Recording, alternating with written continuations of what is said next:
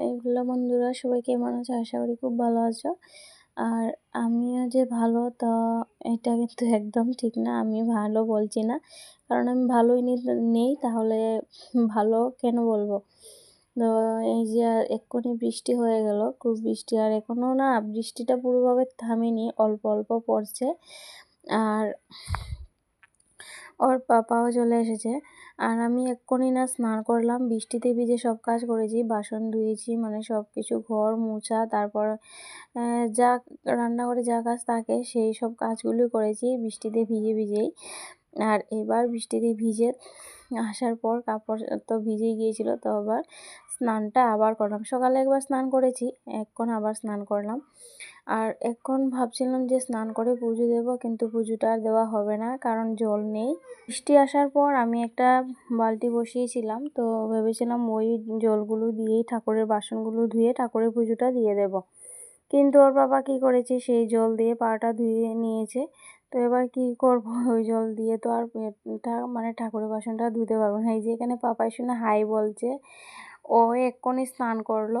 আর এখন বাজে প্রায় 2টো। পাপাই শুনেও আজকে স্নান করতে দেরি হয়ে গিয়েছে, বৃষ্টিও চলে এসেছিলো, তাই অনেক দেরি হয়ে গেছে। আর আমার চোখ মুখের অবস্থা দেখতে পাচ্ছ, অনেক চোখ মানে ভিতর দিকে চলে গেছে, চোখ মুখের অবস্থা একদম নেই। আর আইব্রোটাও আমার কেমন হয়েছে, তো একদম। এখন ভাত খাবো। আজকে রান্না করেছি এই যে মাছের ঝোল আলু দিয়ে, আর রান্না করেছি পনির।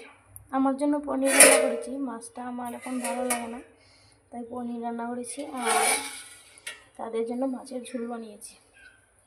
তারপর ভাতটা ভেড়ে দেব, আর আমিও খেয়ে নেব।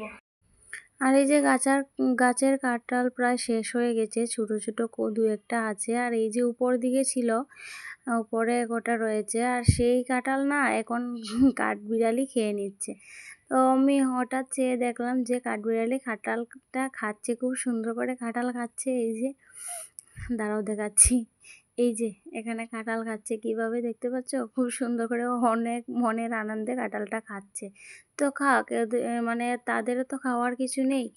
মানে আগে যেমন ফল, অনেকগুলো ফল ছিল তাদের খাওয়ার জন্য, কিন্তু এখন তো আর তেমনভাবে হয় না কিছুই। তো ওরাও তো খেয়ে বাঁচতে হবে, তাই না? তো আমি ওর পাপাকে বলছি এই যে কাঁঠালটা খাচ্ছে, কিন্তু দুর্ভাগ্যবশত এই কাঁঠালটা না অনেক পেকে গেছে, ও বেশি খেতে পারবে না, এটা পড়েই যাবে। তো এরকম প্রায় কাঁঠালই ওরা যখন খেতে যায় তো পড়ে যায়। আর এই যে এখান থেকে সরে গেছে, আমি যে মোবাইল ধরেছি বুঝতে পেরে গেছে, তার